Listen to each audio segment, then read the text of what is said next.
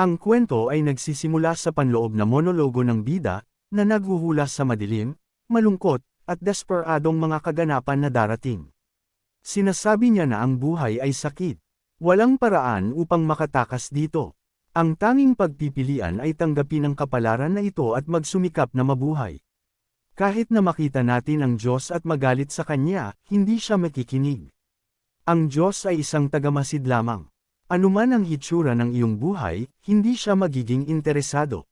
Ikaw lang ang makakapagbago ng iyong kapalaran. Ikaw ang bahala na magsumikap hanggang sa huli. Totoo sa mga salita ng bida, agad kaming lumipat sa isang desperadong labanan.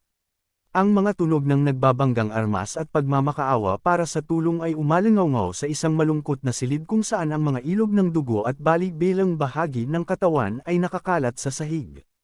Ang mga bangkay ay nakahandusay, hiniwa-hiwa.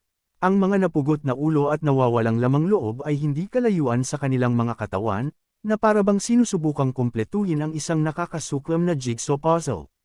Sa ganitong magulong eksena, ipinagpatuloy ng bida ang kanyang panloob na monologo. Napansin niya na habang ang mga tao ay nabubuhay ng magkakaiba, ang katapusan ng kanilang buhay ay laging magkatulad. Desperado at marahas, minsan, mas nangangailangan ng lakas ng loob ang mabuhay kaysa sa mamatay. Lumipat tayo sa isang mandirigmang tumatakas para sa kanyang buhay, ang kanyang boses ay nanginginig sa pagmamakaawa para sa tulong. Gayunpaman, mabilis siyang nag-api dahil brutal na napunit ang kanyang braso. Sunod, ang isang salamangkero ay nagpakawala ng kidlat sa isang nakatagong kaaway, sumisigaw sa kanyang pag-ayaw na mamatay sa ganitong paraan.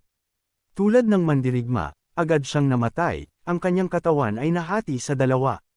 Ang ulo ng isa pang lalaking mandirigma na may hawak na malaking martilyo ay nabiyak, ang utak ay kumalat sa lahat ng dako. At isa pang mandirigma ang brutal na pinunit, walang laban sa kalaban. Sa wakas, sumisigaw ang bida sa grupo na huwag maghiwa-hiwalay, nagbabala sa kanila na ang kalaban ay tina-target ang mga nag-iisa. Tinawag niya si Mal, hinihimok siyang limitahan ang paggalaw ng kalaban. Sumagot siya sa pamamagitan ng paggawa ng isang ice spell, na ikinulong ang mga binti ng kalaban sa isang bloke ng yelo.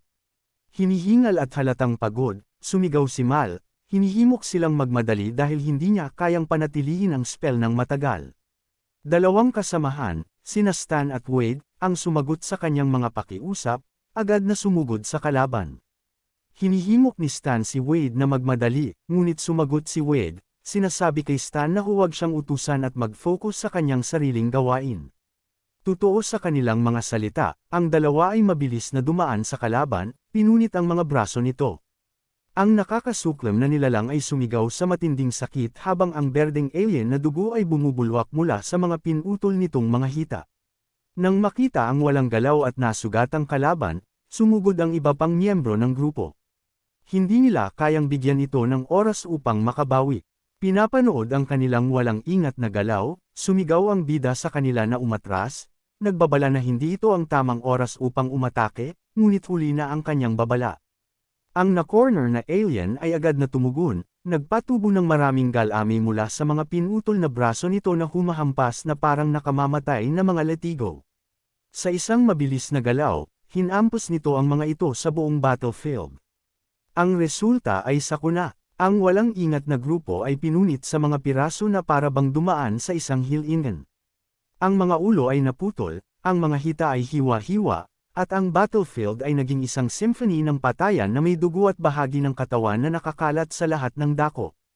Habang nagaganap ang madugong eksena, ang mga nakaligtas na miyembro ay nanunood ng may takot. Sinasabi ni Wade na tanga ang mga walang ingat na mandirigma dahil sa pagsugod.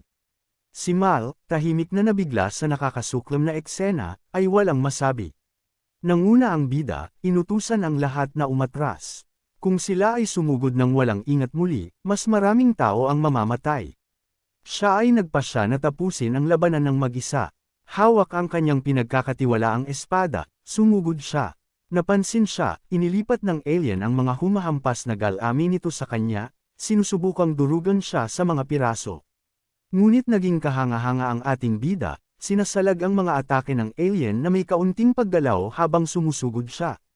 Tinatansya niya ang mga galami na humigit kumulang 20 metro ang haba, na nagdudulot ng problema dahil sa kanilang hindi kapani-paniwalang katigasan at bilis.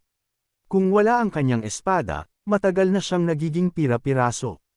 Napagtanto na hindi niya kayang ipagpatuloy ang pagsalag sa mga galami, nagpasya siyang sumugal. Ginagamit ang kanyang active skill, heist, mabilis siyang sumugod, umiiwas at sinasalag ang mga galami. Sa wakas ay nakatakas mula sa nakamamatay na mga galami, sumugod ang bida sa alien, ang kanyang espada ay handa na upang umatake. Nagpapanik sa kanyang pagiging walang awa, ipinakawala ng alien ang kanyang trump card. Ang kanyang nakakasuklam na utak ay nahati upang ipakita ang isang nakatagong mata. Ang mata ay nag-power up, naghahanda ng isang psychic attack. Sa takot ng bida at ng miyembro ng grupo, tumama ang atake, nagdulot ng malakas na hangin at isang ulap ng alikabok. Tinawag ni Mel ang pangalan ng bida, ang kanyang boses ay puno ng pag-aalala. Ngunit ang kanyang pag-aalala ay hindi kailangan. Si Jong Hyuk, ang bida, ay mabilis na nakaiwas sa atake at ngayon ay lumulutang sa ibabaw ng alien. Hindi nag-aaksaya ng oras, muli siyang lumitaw sa likod ng alien, nagpapalabas ng isang matinding aura, ginagamit ang kanyang skill na Julian Sword, hinati niya ang alien sa dalawa, at ang masakit nitong mga sigaw ay pumuno sa silid.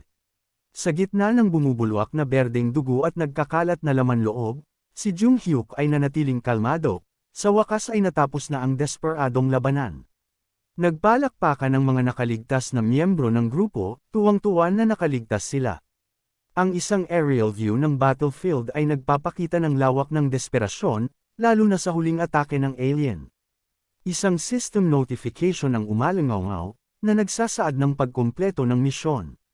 Ang layunin, patayin ang mabilis, ay nagawa na, at ang mga gantimpala ay ipamamahagi. Ang mga random na skill o katangian ay inaalok bilang unang gantimpala, at 10 souls ang iginawad bilang pangalawa. Sa pag-aakalang tapos na ang kanyang gawain, ibinalik ni Jung Hyuk ang kanyang espada at inutusan ang grupo na kunin ang mga souls. Pagalingin ang mga sugatan at higit sa lahat, umalis bago mag-respawn ang alien. Habang tinitingnan ng bali bilang bangkay ng kanilang dating mga kasamahan, naging malungkot ang grupo. Mahigit sa kalahati sa kanila ang napawi, lahat ay napatay mula sa malayo. Sinabi ni Wade ang katalinuhan ng alien. Gumamit ito ng mga ranged attack upang pigilan ang grupo na lumapit. Paglingon sa bida, sinabi niya na kahanga-hanga siya sa pakikipaglaban sa ganoong halimaw. Ang bida, na laging kalmado, ay sumagot na wala silang oras para sa kalungkutan. Kailangan nilang mag-regroup at lumipat sa susunod na silid, ngunit ang kanyang mga salita ay naputol ng isang matalim na sakit sa kanyang likod. Paglingon, nagulat siya nang makita ang isang espada na nakatusok sa kanya. Sina Stepan at Mal, na napansin ang biglaang pagbabago, ay tinawag ang kanyang pangalan, may pag-aalala sa kanilang mga boses. Nang hindi nila alam, mas maraming traidor ang gumagapang. Tinutuya ng traidor ang bida, nagpapasalamat sa kanya sa pagdadala sa kanya hanggang dito. Kung wala siya, hindi niya ito magagawa. Habang naghahanda siyang magsalita pa, ang bida, galit na galit at puno ng pagnanais na pumatay, ay hinawakan ang mukha ng traidor, tinawag siyang traidor at nangakong papatayin siya.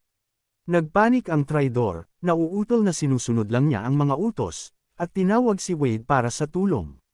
Mabilis na kumilos ang taksil na si Wade, hinugot ang kanyang espada at hiniwa ang braso ni Jong Hyuk, na ikinagulat niya. Kumilos din ang iba pang mga traidor, sinaksak ang bida ng kanilang mga espada. Ngayon ay naging madugong gulo na, bumagsak ang bida, hinahawakan ang kanyang dumudugong tiyan. Na may galit na ekspresyon, tinanong niya ang mga traidor, tinatanong kung bakit nila ito ginawa. Sumagot si Wade na hindi na nila siya kailangan at plano nilang ibahagi ang kanyang kaluluwa at magpatuloy ng mag-isa. Narinig ang kanilang mga hanggal na salita, tinutuya sila ng bida. Paano nila inaasahan na mabuhay na may ganoong mga walang kwentang skill? Malinaw na hindi nila naiintindihan ang panganib na kanilang kinaroroonan. Sinabi ni Wade sa kanya na huwag siyang mag-alala sa kanila. Dapat siyang mag-focus sa kanyang sarili dahil malapit na siyang mamatay. Tinutuya ng mga traidor ang bida, sinasabi sa kanya na wala na siyang natitirang mga kaibigan. At totoo sa kanilang mga salita, ang walang buhay na katawan ni Nastin at Mal ay nakahandusay sa lupa, Madyugo, Mapotla, at hindi makapaniwala. Tinitigan ni Jong-hyuk ang kanyang mga bumagsak na kaibigan. Ipinagpatuloy ni Wade ang kanyang panunuya, sinasabing hindi niya maaaring ipagsapalaran ang pag-iwan ng mga loose ends. Kahit na pinagsisisihan niya ang pagpatay kay Mal, dahil ang mga babae ay napakahirap makahanap, wala siyang pagpipilian. Sinasabi niya sa bida na huwag siyang malungkot. Ang kamatayan ay hindi maiiwasan. Isang traidor ang lumapit na may hawak na mace, tinutuya ang bida. Palagi siyang gustong maging isang baseball player, at ngayon ay maaari niyang mabuhay ang pangarap na iyon, na nagpapahiwatig ng pagtrato kay Negan. Ang bida, na hindi pinansin ang panunuya, ay napuno ng galit. Binulong niya na hindi niya maaaring hayaang matapos ito sa ganitong paraan. Hindi niya matatanggap ang resulta na ito. Habang ang mace ay humahampas sa kanyang ulo, bigla siyang umungal sa galit, sumugod sa traidor. Gamit lamang ang kanyang mga ngipin, kinagat niya ang isang bahagi ng leeg ng lalaki. Nagpanik si Wade, sumisigaw sa kanyang mga tauhan na pigilan ang bida bago niya magamit ang kanyang mga skill. Ngunit ang bida ay lumalaban na. Hinugot niya ang kanyang espada at pinugutan ng ulo ang isa sa mga traidor. Mabilis siyang lumingon, pinutol ang ulo ng isa pa, ang dugo ay bumubulwak sa paligid niya. Bago bumagsak ang ulo, isa pang traidor ang sumaksak sa kanya sa likod. Hindi pinansin ang sugat, pinugutan din ng bida ang traidor na ito. Isang pangunahing mandirigma ni WDE ang sumugod, hiniwa ang natitirang kamay ni Jong-hyuk. Nang makita ang haminang estado ng bida, pumasok si Wade, determinado na tapusin siya. Sa isang mabilis na paghampas, pinugutan ni Wade si Jong-hyuk, na nagpadala sa kanyang ulo na lumipad. Ang naputol na ulo ng bida ay gumulong sa lupa bago sa wakas ay huminto. Ang kanyang mga mata ay nananatiling bukas, ang kanyang pagsuwe ay halata. Hinihingal at pagod, sinabi ni Wade na walang awa ang bida sa pakikipaglaban. Ngunit tapos na ito ngayon. Walang pagbabalik mula sa isang naputol na ulo. Pinapanood ang kanilang mga bumagsak na kasamahan, ang mga traidor ay nagdaramdam sa kanilang umuunti na bilang, ngunit nagpa siya na magpatuloy. Sa brutal na mundo na ito, maaari lang silang magpatuloy sa pakikipaglaban. Sumulyap si Wade sa katawan ni Jong-hyuk, inamin na maaaring siya ang magtapos sa kanilang pinagsamang impyerno. Ang eksena ay bumalik sa naputol na ulo ng bida. Sa kanyang kumukupas na kamalayan, sinumpa niya ang mga traidor, nananatiling bitter sa kanyang hindi pa natatapos na labanan. Pinagsisisihan niya ang hindi paghihiganti kina Stan at Mal. Habang ang kanyang buhay ay kumukupas, nagdaramdam siya kung gaano siya kalapit sa pagtatapos ng lahat. Ngunit sa isang nakakagulat na twist, nagising siya, ang kanyang mga mata ay biglang bumukas. Nalilito at bigo, napagtanto niya na nakulong pa rin siya sa walang katapusang impyerno na ito kung saan kahit ang kamatayan ay hindi nag-aalok ng pagtakas. Lag, sa pagkuha ng isang sandali upang pag-isipan ang kanyang sakuna na sitwasyon, si Jong-hyuk ay nakahiga ng walang galaw sa sahig. Sa paligid niya, ang malungkot na mga pader ay sumasalamin sa kanyang kasalukuyang estado. Malungkot at walang buhay, lahat ay pareho, kahit na ang sinumpa ang salita na lag. Nakasulat ng nakakapanakot sa dugo sa dingding. Bigla, na parabang tinatanggap ang kanyang malungkot na kalagayan, sumigaw siya. Ang kanyang masakit na boses ay umalingaw sa buong maliit na silid. Nagsasalita siya ng masama at sumisigaw, paulit-ulit, sinasaktan ang sahig sa galit. Ang mga traidor na iyon, nangako siyang papatayin silang lahat. Pagkatapos ng pakiramdam na parang walang hanggan, ang kanyang galit ay sa wakas ay hamupa, na nag-iwan lamang ng kanyang humihinga ng mabigat. Walang magbabago kahit na sumigaw siya at magingay. Ang kanyang mga tagapagligtas, ang kanyang mga kaaway, hindi niya sila makikilala muli. Iyon ang likas na katangian ng impyerno na kanyang kinaroroonan. Lumabas na hindi ito ang unang pagkakataon na namatay siya. Hindi bago sa kanya ang kamatayan. Pagkatapos ng maraming pag-uulit, iisipin mong manhid na siya ngayon, ngunit mali ka. Malayo sa pagiging sanay dito, ang pamumuhay sa impyerno na lugar na iyon ay patuloy na lumalala. Nagngingit-ngit ang kanyang mga ngipin sa pagkabigo, nagdaramdam siya sa muling pagkabigo. Ito ay palaging kabiguan pagkatapos ng kabiguan muli at muli na parang isang sumpa. Napuno ng galit, sinuntok niya ang dingding, umaasang ilabas ang kanyang pagkabigo. Gayunpaman, ang pagpipilian na ito ay nagpatunay na hanggal dahil ang sakit mula sa kanyang ginawa ay sumunod kaagad. Hawak ang kanyang masakit na kamay, napansin niya na hindi pa siya nagising, kaya ang sakit. Tinitigan ng malungkot at sinumpa ang unang palapag, isang espasyo na natatakpan ng madilim na asul na ilaw, nagdaramdam siya na matagal-tagal na siyang hindi narito. Nalaman natin na ang unang palapag ay laging pareho. Ang tanging pagkakaiba ay kung siya ay nag-iisa o may kasama. Naglalakad patungo sa isang kalapit na dingding, hinahawakan niya ang ibabaw nito, tila naghahanap ng isang bagay. Pagkatapos ng kaunting paghahanap, sa wakas ay napansin niya ang isang nakatagong kompartimento sa dingding. Ang pagpindot dito ay nagbubukas ng isang lihim na pinto sa kabaligtaran na dingding. Isang pintuan sa isa pang impyerno. Nagsasalita ng masama sa hirap mula sa simula. Nangako siyang papatayin ng sinumang psychopath na nagtago ng switch na iyon sa dingding. Sa kanyang mga naunang pagbabalik, hindi niya alam ang lihim na switch, kaya namatay siya ng paulit-ulit sa unang palapag, napatay ng gutom at dehydration. Ang sitwasyon ay mas masahol pa kapag may ibang tao sa paligid. Hindi lamang sila nag-aaway at nagpapatayan, ngunit napilitan din silang kainin ang bawat isa.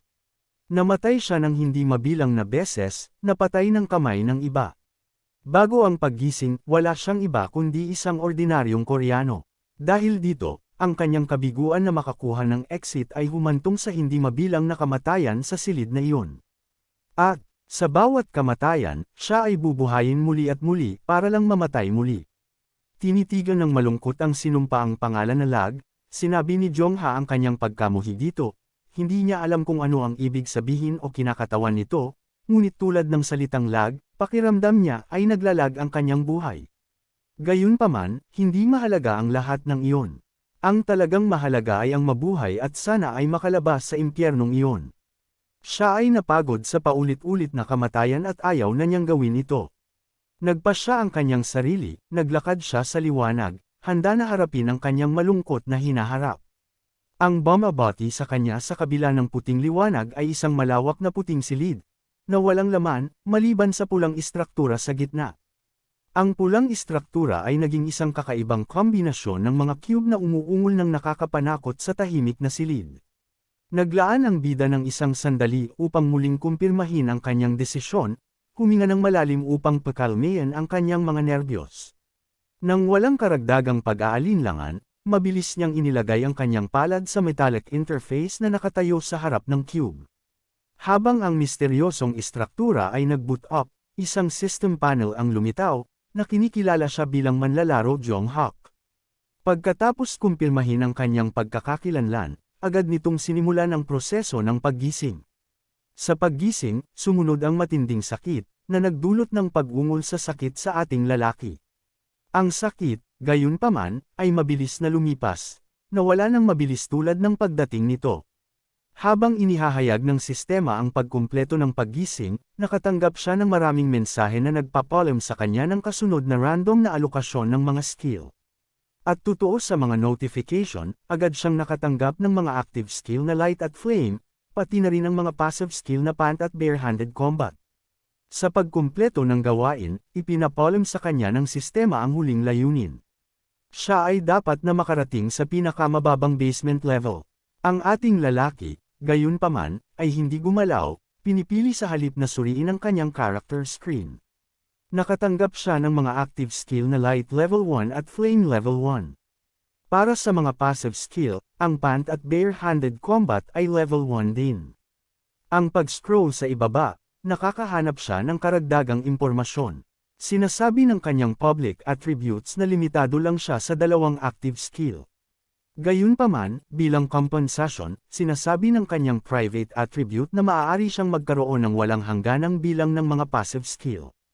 Ang paghahayag na ito ay lubos na ikinagulat ni Jungkook, ang kanyang mga mata ay lumaki sa balita. Ang kanyang pagkabigla ay makatwiran. Gaya ng dati, makakakuha ka ng humigit kumulang 10 active skill, at ang mga passive skill ay laging nakatakda sa 2. Ito ang nangyari sa kanyang hindi mabilang na mga pagbabalik, isang katotohanan na hindi kailanman nagbago. Kaya, ano ang nangyayari? Bagaman maaari itong maging fatal na magkaroon lamang ng 2 active skill, ang ideya ng pagkakaroon ng walang hangganang bilang ng mga passive skill ay talagang kahanga-hanga. Hindi mapigilan ni John Hayek na ngumiti ng may kabaliwan sa pag-iisip lamang ng mga posibilidad.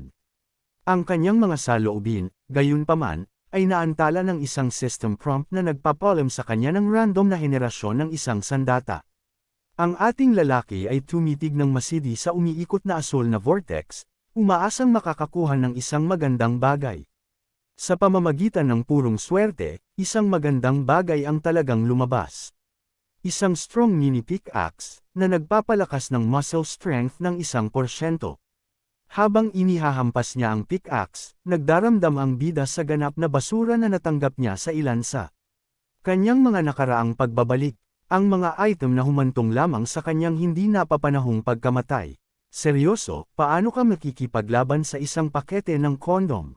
Sa pagkumpleto ng kanyang gawain, nagpasya siyang maglakad patungo sa susunod na silid.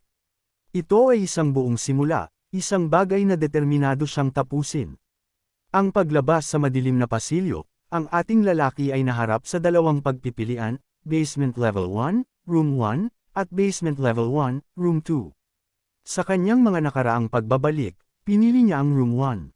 Ngunit sa oras na ito, nagpasya siyang piliin ang Room 2, sa pag-aakalang ito ay mas mahusay.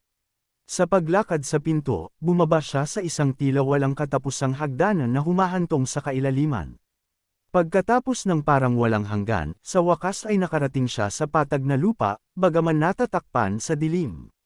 Gamit ang kanyang light skill, naglabas siya ng isang sinag ng liwanag sa buong silid, na nagpapatunay sa kanyang inilaan na destinasyon. Room 2. Nandito na siya sa wakas. Sa isang malungkot na tingin, nagpasya siyang maglakad sa pinto, na sumara sa likod niya. Wala nang balikan. Pagkatapos pumasok sa isang silid at sumara ang pinto sa likod mo, imposible na ang pag-atras. Ang tanging pagpipilian ay tagumpay o kamatayan. Isang system prompt ang sumunod kaagad, na kinikilala ang kanyang pagpasok sa Room 2. Karagdagang binibigyang diin nito ang mga detalye ng silid. Ang karaniwang misyon, bagaman para sa mga nagsisimula, ay nabanggit na hindi madali. Ang kanyang layunin ay alisin ang halimaw, isang zombie sa silid. Ang unang gantimpala sa pagkumpleto ay isang random na skill o isang random na skill level up. Ang pangalawang gantimpala ay random na kagamitan o ang susi sa Basement Level 2, Room 1. Nakakakuha tayo ng kaunting impormasyon tungkol sa Room 2. Ito ay isang sobrang dilim na espasyo kung saan hindi ka makakita ng 1 pulgada sa unahan. Ang pagpapanatili ng ganap na katahimikan ay mahalaga sa pagtaguyod sa pagsubok. Bilang karagdagan, ang pagdikit malapit sa dingding ay kinakailangan din dahil binabawasan nito ang saklaw ng depensa hanggat maaari. Habang tinatahak niya ang nakakapanakot na madilim na espasyo, sinabi ni Jong Hyuk na alam niya kung ano ang nagkukubli sa espasyo. Sa kanyang mga pandama na pinahusay, nakikinig siya sa anumang mga tunog sa dilim, naghahanap ng kanyang biktima. Nakakakuha ng ilang malalayong tunog ng kalansing, agad siyang nagiging alerto, naghihintay para sa paparating na banggaan. Ang mga tunog ay lumalabas na mga ngipin ng mga zombie na kumikalansing na papalapit sa kanyang posisyon, na naakit sa amoy ng kanyang sigla. Ang bida, na nakakakuha sa kanilang ambush, agad na ginagamit ang kanyang light skill, nagliliwanag ng isang sinag ng liwanag sa harap niya. At tulad ng inaasahan niya, naroon sila, ang mga zombie, mga nilalang na may malakas na panga na kayang baliin ang mga buto sa isang kagat. Sinabi ni Jong Hak ang tanging magandang bagay sa mga salot na ito, ang kanilang mabagal na paggalaw. Habang ang kanyang light skill ay aktibo pa, malungkot niyang pinapanood habang ang mga zombie ay papalapit ng papalapit sa kanya. Sa pagkuha ng isang attacking stance, masigasig niya silang hinihimok na lumapit. Ang mga zombie, na parabang tumutugon sa kanyang hiling, ay gumagapang patungo sa kanya, ang kanilang matalim na ngipin ay kumakalansing. Ang ating lalaki, na nasa fighting stance pa rin, ay nananatiling ganap na nakatuon sa kabila ng mabagal na paglapit ng mga zombie. Habang tumatawid sila sa 5-step mark, ang mga zombie ay gumawa ng isang hindi inaasahang galaw, mabilis na sumugod sa bida, na wala ang kanilang naunang mabagal na paggalaw. Si Jong Hyuk, na inaasahan ito, ay hindi nagpanik. Mabilis niyang inihampas ang kanyang pickaxe, tinamaan ang isang zombie sa ulo. Ang suntok ay sapat na malakas upang ipadala ang zombie na bumagsak sa isang kalapit na dingding. Sa dalawang natitirang kaaway, agad niyang ipinagpatuloy ang kanyang attacking stance. Sa loob-loob, napansin niya ang kahinaan ng mga zombie, ang kanilang mga ulo. Gaano man karaming bahagi ang iyong sirain, patuloy silang darating, walang awa, hanggang sa masira ang kanilang mga ulo. Sa nakaraan, maraming beses siyang binugbog ng mga zombie na ang ulo lamang ang natitira, at sa kalaunan ay namatay ng kaawa-awa. Bilang karagdagan sa kanilang semi-invulnerability, ang kanilang mga paggalaw ay mas komplikado kaysa sa inaasahan. Gumagalaw sila ng dahan-dahan sa una, para lang biglang umatake sa malapit na distansya, na ginagawang napakahirap na tumugon kung ito ang iyong unang pagkakataon. Gayunpaman, ang ating lalaki ay hindi isang baguhan. Sa kanyang palad na itinaas, ginagamit niya ang kanyang pangalawang skill, Flame Level 1. Isang pulang-pula na apoy ang lumabas mula sa kanyang palad na bumabalot sa mga sumusugod na zombie. Habang pinapanood niya ang nasusunog na mga zombie, naisip ng ating lalaki kung bakit niya pinili ang pangalawang silid. Ito ay dahil sa kanyang pickaxe at flame skill. Ang mga zombie ay mahina sa apoy, at kapag ang kanilang mga ulo ay tinamaan, ito ay epektibong nagtatapos sa kanila. Ginagamit ang kanyang light skill, ipinagpatuloy niya ang kanyang paghahanap sa paligid ng silid. Ang notification ng pagiging malinis ng silid ay hindi pa umalangaw, ibig sabihin ay mayroon pa ring mga zombie na nagtatago sa isang lugar. Sa pagkuha ng isang kalansing na tunog sa likod niya, agad na lumingon si Jong Hayek, para lang makaharap sa isang sumusugod na zombie. Ang infant zombie, na uhaw sa kanyang dugo, ay sumugod sa ating lalaki. Ang matatalim ng ngipin nito ay ilang pulgada lamang mula sa kanyang mukha. Ang ating bida, hindi nag-aalinlangan, mabilis na inihampas ang kanyang pickaxe, pinatay ito kaagad. Walang dahilan upang mag-alinlangan. Ang mga halimaw ay hindi na tao. Sa pagkumpleto ng kanyang gawain, hinayla niya pabalik ang kanyang pickaxe, at napunit ang ulo ng zombie. Sa pagtingin sa nakakasuklam na nilalang, sinabi niya na hindi pa siya nakakita ng ganito kaliit dati. Iyon ba ang dahilan kung bakit hindi niya nakuha ang mga paggalaw nito hanggang sa lumapit ito? Ang system notification ay umalingaw muli, na nagdala ng malinaw na kumpirmasyon. Sinasabi nito na ang misyon sa Room 2 ay tapos na. Si Jong Hyuk ay ang tanging kalahok na nag-ambag ng 100%. Bilang isang gantimpala, dapat siyang pumili sa pagitan ng random na pagkuha ng isang skill o pagkakaroon ng isang umiiral na skill na random na mag-level up. Ang pangalawang gantimpala ay random na kagamitan o ang susi sa B2 Room 1. Hindi nag-aaksaya ng oras, agad na gumawa ng kanyang pagpipilian si Jong Hyuk. Sa lalong madaling panahon ng sistema ay umalingaw muli, na nagpapalam sa kanya ng matagumpay na pagkuha ng passive skill na Tough Skin Level 1 at ang pagkuha ng susi sa B2 Room 1. Habang pinapanood niya ang susi na nagkakamaterials, sinabi niya ang kanyang swerte. Kung ang skill ay naging isang active skill, ang isa sa kanyang orihinal na mga skill ay mawawala. Sa ngayon, mayroon siyang 3 passive skill. Pant Level 1, na nagpapabilis ng kanyang recovery rate. Bare-handed Combat Level 1, na nagpapalakas ng kanyang bare-handed fighting skills. At sa wakas, Tough Skin Level 1, na nagpapalakas ng kanyang balat. Hawak ang susi sa kanyang kamay, kinikilala niya ang kanyang swerte sa pagbabalik na ito. Hindi lamang ito ang kanyang unang pagkakataon na makakuha ng 3 passive skill, ngunit ang mga ito ay mga skill din na maaari niyang panatilihin hanggang sa huli. Dahil ang pisikal na kakayahan ay karaniwang apektado ng mga passive skill, at maaari siyang magkaroon ng walang hangganang bilang ng mga ganoong passive skill, tiyak na may potensyal sa pagbabalik na ito. Magpapatuloy siya sa paglalakbay, at sa kanyang mga bagong kakayahan, nagpasya siyang gawin ito. Tiyak na sasakupan niya ang impyerno na laro na ito o mamamatay sa pagsubok. Armado ng mga gantimpala mula sa Room 2, ang ating lalaki ay hindi nag-aaksaya ng oras sa paghamon sa kanyang susunod na impyerno. Sa harap niya ay nakatayo ang pinto sa 2 magkahiwalay na silid. Basement Level 2, Room 1, at Basement Level 2, Room 2. Upang makapasok sa Room 1, kailangan niya ng isang espesyal na susi, na maaari lamang makuha sa pamamagitan ng paglilinis sa B1, Room 2. Para sa pintuan sa B2, Room 2, Iyon ay isang libreng regalo para sa lahat, dahil hindi ito nangangailangan ng susi para sa pagpasok. Sa isang malungkot na ekspresyon, nagdaramdam ang ating lalaki sa hindi pag-alala sa eksaktong mga detalye ng lahat ng mga sinumpaang silid sa LG. Gayunpaman, mas pamilyar siya sa mga unang ilang. Malamang na doon siya pinakamadalas na natalo.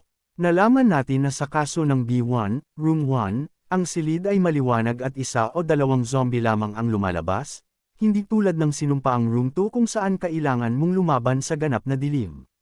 Gayunpaman, may presyo para sa nabawasang kahirapan na ito.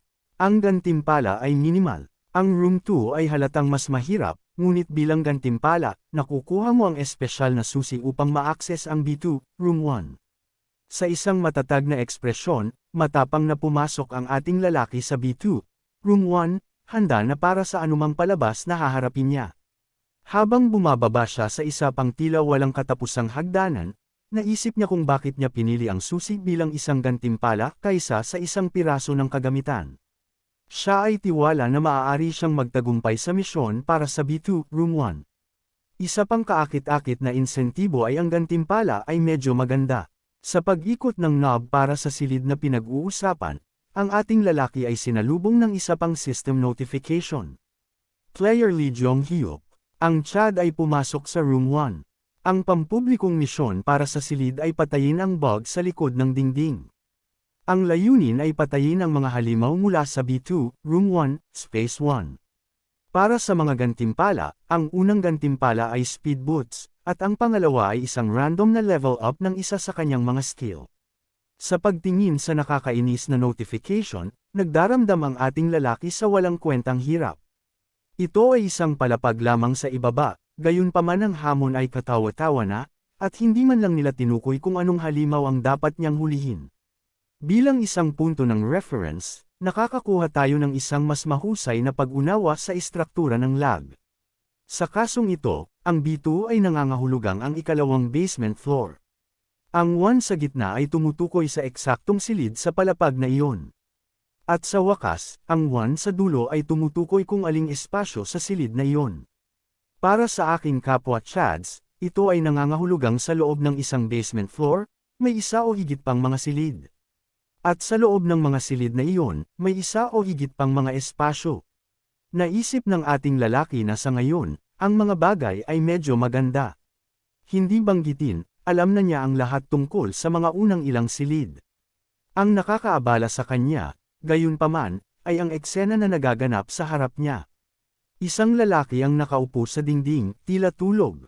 Ang bagong karagdagan na ito sa grupo ay ang manlalaro na Kim Tae-min. Ang kanyang pampublikong katangian ay paghinga sa ilalim ng tubig, at ang kanyang pinakamataas na skill level ay 2.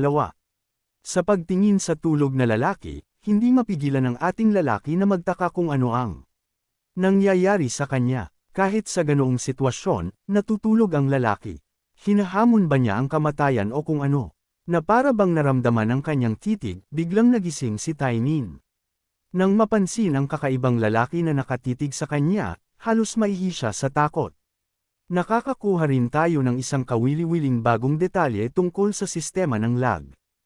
Ang bawat isa sa sinumpaang laro ay may akses sa ilang impormasyon tungkol sa iba pang mga kalahok. Maaari nilang malayang tingnan ang pangalan, pampublikong katangian, at pinakamataas na skill level ng iba pang mga manlalaro.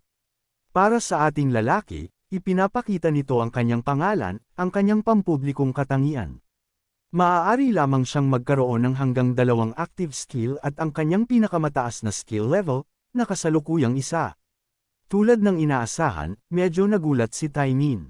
Ito ay karamihan ay dahil sa biglaang pagdating ng bida, ngunit gusto kong maniwala na ito ay dahil ang ating lalaki ay may alpha dog sa kanya, na nagpapatahimik kay Tae-min. Sa kabuuan, mayroong tensyonado na katahimikan sa silid habang ang dalawa ay nag-aanalisa sa bawat isa. Napansin ng ating lalaki ang martilyo na hawak ni Tae-min. Mula sa kanyang mga alaala, kinikilala niya ito bilang isang item na nagpapalakas ng lakas. Ang martilyo ay ngayon ay natatakpan ng dugo, na nagpapahiwatig na ito ay ginamit kamakailan. Sa wakas ay sinira ang katahimikan, tinanong ng ating lalaki si Tae-min, tinatanong kung ano ang ginagawa niya. Ang lalaki, na may gulo, ay halos hindi makasagot sa kanyang patuloy na pag-uuto. Napagod sa walang kwenta, sinabi ng ating lalaki kay Taimin na magsalita ng maayos. Sa wakas ay nagkasama-sama si Taimin at ipinaliwanag na nakatulog siya habang naghihintay ng isang tao na dumating. Sa pagkuha ng isang sandali upang suriin ang kakaibang tao, napansin ng ating lalaki na hindi malamang na dumaan si Taman sa B1, Room 1, dahil kakailanganin niya ang espesyal na susi mula sa Room 2 upang ma-access ang silid na ito. Ang kanyang payat na hitsura ay hindi rin nagpapahiwatig na tinalo niya ang mga zombie sa Room 2. Gayunpaman, kung iyon ang kaso, hindi siya dapat narito dahil wala siyang susi. Sa kabuuan, ang lalaki ay kainahinala. Nagtataka ang ating lalaki kung mayroong isang third party na pumasok sa Room 1, Space 1 muna, o marahil ay bumaba mula sa B1, Room 2. Sa paghila sa ating lalaki mula sa kanyang mga saloobin, sumagot si Tamin na hinihintay niya siya. Si Jong-hyuk, medyo naguguluhan, ay nagtanong kung ano ang ibig niyang sabihin. Ipinaliwanag ni Tamin na nakasama niya ang isang tao sa itaas. Nagawa nilang mabuhay sa misyon, ngunit sa kalaunan ay nakuha ng mga zombie ang kanyang kasosyo. Sinubukan niyang tumulong, ngunit wala siyang magawa sa sitwasyon. Ang ating lalaki, na nag-aayos na ng mga bagay, ay sumagot na dapat ay nakaligtas si Taman, at narito siya. Kinumpirma ito ni Tam, sinasabing nagmadali siyang bumaba. Sinasabi ko ngayon, ang lalaking ito ay kainahinala. Tignan mo lang ang mukha na parang tiyag. Patuloy na ipinaliwanag ni Taimin na sa kanyang pagdating sa B2, wala siyang lakas ng loob na pumasok ng mag-isa. Kaya, naghihintay siya ng isang tao na makipagsapalaran ng magkasama. Ang bida, na nakakuha ng isang bagay, ay sumagot lamang, I see. Nang hindi nag-aaksaya ng oras, agad siyang nagtungo sa susunod na silid, casual na pinaalalahanan si Taiman na gawin ang anumang gusto niya. Maaari siyang maghintay para sa iba o sumunod sa kanya sa loob. Gulong-gulo, sumigaw si Taman sa kanya na maghintay. Gayunpaman, nang mapansin niya na walang intensyon si Jung-hyuk na maghintay, nagpasya siyang sumunod sa kanya sa silid sa impyerno na may pag-iingat. Panahon na upang gumawa ng mga hakbang. Ang system notification ay umalangaw. Kaagad na nagsasaad na ang mga manlalaro na sina Jong-hyuk at Taimin ay parehong pumasok sa B2, Room 1, Space 1. Sa pagpasok sa bagong silid, nagulat ang mga lalaki. Sa halip, nagulat si Taimin. Ang ating lalaki ay nanatiling nonchalant. Sa pagkakaroon ng nabuhay sa pamamagitan ng maraming pagbabalik, may kaunting mga bagay na nagulat sa kanya. Gayunpaman, naiintindihan niya kung paano ang pagtingin sa isang ganoong tanawin sa unang pagkakataon ay maaaring mag-iwan ng isang tao na naguguluhan. At totoo sa kanyang mga saloobin, ang sight ay talagang nakakagulat. Mayroong isang gubat sa loob ng silid. Para sa langit sa itaas, mahirap matukoy kung ito ay totoo o pekeng, ngunit ang alam lang niya ay walang kisame. Ang damo ay lumalaki sa sahig at ang mga puno ay tumataas. Gaano man ang iyong tingnan, ito ay literal na isang gubat. Bagaman nakakabighani, ang ating lalaki ay walang planong tumayo at magmukhang tanga. Ang mga hakbang ay kailangang gawin. Agad siyang nagsimulang maglakad patungo sa gubat, isang aksyon na lubos na ikinagulat ni Taimin. Gulong-gulo, tumawag si Tam, hinihimok siyang huminto. Hindi ba niya nakikita na kainahinala ang sitwasyon? Sila ay nakulong sa loob ng isang gusali, at ngayon ay nasa loob sila ng isang gubat. Ang buong bagay ay hindi tila tama. Pagkatapos makinig sa kanyang rant, ang ating lalaki ay casual na sumagot, oo, ito ay kainahinala, ngunit ano ang inaasahan niyang gawin tungkol dito? Kahit na magtanong siya, hindi niya alam kung nasaan sila o kung bakit sila narito. Ang sitwasyon ay nangyayari na, at ito ay isang pag-aaksaya ng oras na umupo sa walang kwentang mga tanong. Ang tanging hakbang na natitira ay magpatuloy at sana ay makuha ang pinakamahusay na pagkakataon ng kaligtasan. Si Taimin, na hindi nasisiyahan sa reaksyon ng bida, ay hinihimok siyang magsalita patungkol sa sitwasyon. Gayunpaman, pinigilan siya ng ating lalaki. Ang pag-upo at pakikipag-usap ay hindi magbibigay ng mga sagot. Ang buhay ay hindi ganoon kadali. Ang layunin ay malinaw. Kailangan nilang makarating sa pinakamababang basement floor. Ang tanging bagay na kailangan nilang pagtuunan ng pansin upang marahil ay makalabas sa impyernong ito. Sa ganoon, siya ay nagpapatuloy. Kung kailangan ni Timon ng isang tao na makiramay, maaari siyang tumingin sa ibang lugar. Ngunit si John Hawk ay hindi ang taong iyon. Bukod, hindi niya hiniling kay Timon na sundan siya. Nabigla, si Timon ay nanunood ng malungkot habang ang bida ay naglalagay ng distansya sa pagitan nila. Mula sa tingin sa kanyang mukha, malinaw na ang tiyagal na ito ay may masamang balak. Sa pag-alis sa kanyang mga kaina-hinalang saloobin, nahuli ni Timon ang bida at humingi ng tawad, inaamin na nag-iisip siya ng mga walang kwentang bagay sa panahon ng kanilang malubhang kalagayan. Winagaway ni Jong Hyuk ang kanyang paghingi ng tawad, sinasabi sa kanya na kung mayroon siyang oras upang magsalita, dapat din siyang magbigay pansin sa gubat sa unahan. Hindi nila alam kung kailan o saan lilito ang halimaw. Ipinapakita ang mga lalaki na naglalakbay sa madilim at maulap na gubat. Bagaman napakalaki, ito ay nakakapanindig balahibo at tahimik, na nagdaragdag ng karagdagang takot sa sitwasyon. Pagkatapos ng parang walang hanggang paglalakad sa katahimikan, sa wakas ay huminto si Jong Hyuk, ang kanyang tingin ay nakatuon sa isang nakatagong nilalang sa isang kalapit na puno. Si Taemin, na napansin ang kanyang kakaibang pag-uugali, ay nagtanong kung ano ang mali. Gayunpaman, ang ating lalaki ay hindi sumagot, ang kanyang focus ay nasa nilalang na siya lang ang nakakakita. Nagtaka siya kung ilan sa mga salot na iyon ang lihim na nakatago sa gubat. Hindi makuha ang sagot na inaasahan niya, sinundan ni Taemin ang tingin ni Jong Hyuk, sinusubukang alamin kung ano ang ikinababahala ng Chad. Gayunpaman, ang sagot ay hindi ang gusto niyang malaman. Nagkukunwari sa puno ay isang dambuhalang wooden spider. Ang katangian nito ay ang buong katawan nito ay kasing tigas ng kahoy, at sa kasalukuyan ang pinakamataas na skill level nito ay 1. Tulad ng inaasahan, natakot si Taemin, takot na takot sa kakaibang kababalaghan. Ang ating Chad, gayunpaman, ay kasing kalmado tulad ng dati, sinasabihan siyang tumahimik. Ang halimaw, na napansin ang dalawang bagong biktima, ay agad na kumilos. Nang walang anumang nasayang na paggalaw, sumugod ito sa mga lalaki, ang napakalaking katawan nito ay naglagay ng isang nakakapanindig balahibo na anino sa takot na mukha ng dalawa. Sa isang malakas na pagbagsak, lumapag ito sa harap ng mga lalaki, ang puwersa ng banggaan ay nagdulot ng alikabok. Ang mga lalaki ay walang pagpipilian kundi ang clumsily na tumalon paatras, halos hindi nakaiwas sa atake. Pagkatapos ng lahat ng alikabok na hamupa, sa wakas ay nakakuha kami ng isang malinaw na pagtingin sa dambuhalang spider, at ito ay isang bangungot. Sa isang katawan na kasing laki ng isang truck at isang halos hindi mapapasok na car apiece, ang halimaw ay ang pinakamasamang bangungot ng sinuman na nagkatotoo. Nagkakaroon ako ng arachnophobia sa pagtingin lang dito. Ang ating lalaki, gayunpaman, ay iba ang pagkakagawa. Sa kabila ng monstrosidad sa harap niya, ang kanyang atensyon ay iginuhit kay Taemin sa halip. Napansin niya na ang mga galaw ni Taemin ay mas mahusay kaysa sa inaasahan niya, kahit na ang isang tao ay nagising ng isang kakayahan. Ito ay nag-iiba-iba depende sa taong gumagamit nito. Dahil dito, ang kakaibang tao ay isang tunay na misteryo. Siya ay payat, ngunit tila may kakayahan. May isang bagay na hindi nagtutugma tungkol sa kanya. Gayunpaman, ang spider ay hindi uupo at maghihintay para sa kanya na malaman ang kanyang mga hinala. Kinilala siya bilang target nito, agad itong sumugod sa ating lalaki.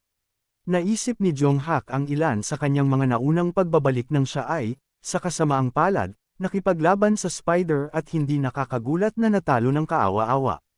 Kapag nahuli sa binti ng spider, ang katawan ng tao ay madaling nababali sa dalawa. Gayunpaman, gaano man kalakas ang atake, mahalaga lang ito kung tinamaan siya nito. Dahil dito, matapang na hinarap ng ating lalaki ang spider, hindi natinag sa nakakatakot nitong pagsugod. Sa kanyang fighting stance, naghintay siya para sa behemoth na gumawa ng galaw. Bagaman ito ay talagang mabilis, hindi ito isang bagay na hindi niya maiiwasan. Bukod, hindi na siya isang normal na tao. Siya ay gising, isang nilalang na higit na lumampas sa mga regular na limitasyon ng karaniwang mga tao. Ipinakita ng bida ito sa pamamagitan ng madaling pag-iwas at pag-dodge sa matatalim na binti ng halimaw na spider. Gaano man ito kasubukan, hindi lang nito maabot ang mailap na bida. Bagaman ang eksaktong kalikasan ng paggising ay hindi alam, malinaw na ito ay isang pagbabago na nilayon upang gawing mas angkop ang mga kalahok para sa kaligtasan sa mapanganib na laro na lag. Ang kanilang mga pisikal na kakayahan ay bumubuti at pinakamahalaga, nakakakuha sila ng kakayahang gumamit ng mga skill. Ipinapakita ng bida ang buong lawak ng kanyang paggising sa pamamagitan ng madaling pag-dodge sa claw attack ng spider. Sa mabilis na paggalaw, tumakbo siya sa isang puno bago gumawa ng backflip, mabilis na sumugod sa spider para sa kanyang counter-attack. Si Taimin, tulad ng isang lobo na naghihintay na umatake, ay nanunood sa lahat ng kanyang mga galaw na may malungkot na ekspresyon. Ang kaina-hinalang bastard na ito, ay tiyak na may masamang balak. Ang bida, naganap na walang kamalayan sa mga masamang pag-unlad, ay patuloy sa kanyang pakikipaglaban sa spider. Mula sa kanyang posisyon sa ere, tumalon siya sa spider, naghahatid ng isang nakamamatay na atake sa binti nito. Nagparilang mula sa impact, sumigaw ang spider sa sakit, itinapon ng bida sa katawan nito. Si Jong Hyuk, na nagsteed sa isang paghinto, ay tumitig ng mahigpit sa spider. Tulad ng inaasahan, ang carapace nito ay nakakabaliw na matigas. Ang labanan ay hindi matatapos ng mabilis. Nang hindi niya alam, ang taksil na si Taimin ay lihim na sumusugod sa kanya, handa na maghatid ng isang sneak attack. Alam ko na, ang mukhang tiyag na ito ay tiyak na may masamang balak. I definitely called it. Sa kanyang mga mata na sumisigaw ng pagpatay, ang taksil na si Taman ay sumugod, ang kanyang martilyo ay itinaas, handa na umatake. Ang ating lalaki, sa wakas ay nakakuha sa tahimik na ambush, ay lumingon ng may pag-iingat upang harapin si Taman. Gayunpaman, sa aking pagkagulat, ang bastard ay talagang idinidirekta ang kanyang atake sa spider, hindi sa ating lalaki. Ginagamit ang kanyang active skill, explosive attack, ang kaina-hinalang si Taimin ay naghahatid ng isang mapanirang suntok sa mga binti ng spider, na nagpapasabog sa mga ito sa mga piraso. Si Jong Hyuk, tulad ng pagkabigla ko sa panghihimasok ni Taimin, ay nag-isip sa kanyang sarili na hindi ito inaasahan. Akala niya ang bastos na bastard ay magiging isang tagamasid lamang sa labanan. Gayunpaman, ngayon ay hindi ang oras upang pag-isipan ang mga ganoong bagay. Sa pagkapitulize sa butas na nilikha ni Taimin, sumugod muli ang ating lalaki, nananabik na makasakit ng spider. Ginagawa niya ang isang leap attack na nagpapataas ng solidong tama sa binti ng halimaw, na sinundan ng isang paatros na pag-dodge, halos hindi nakaiwas sa counter-attack ng spider. Skitting to a stop, si Jong Hyuk ay humarap sa spider, walang takot na nakikita sa kanyang chad face. Sinusuri ang kanyang kalaban, napansin niya ang isang crack sa halos hindi masisira nitong carapace. Sa wakas, isang pagkakataon para sa isang nakamamatay na atake ang nagbukas. Nang hindi nag-aaksaya ng oras, si Jong Hyuk ay lihim na gumagapang patungo sa spider at sa isang mabilis na suntok ay winasak ang binti nito. Ang bastard na si Taimin ay sumali din sa laban, naghahatid ng maraming explosive attack sa halimaw. Ang halimaw, na naiwan na nagparilang mula sa mga atake, ay sumisigaw ng kaawa-awa. Ang dati nitong maringal na carapace ay nabawasan na ngayon sa isang bali-bali na susunog na gulo. Sa pagkuha ng kalamangan sa kawalan ng galaw ng hayop, ang bida ay sumugod pabalik. Nagpaplano na sa wakas ay tapusin ang salot, tumalon sa carapace ng spider, ang ating lalaki ay nag-charge up ng isang mapanirang atake. Ang kanyang mga kalamnan ay nanigas bilang paghahanda para sa kasunod na patayan. At hindi siya bumaigo. Siya ay nagpakawala ng isang barrage ng mga atake sa spider. Ang kanyang paggalaw ay napakabilis at maliksi na ang mga after images ay naiwan sa kanyang gising.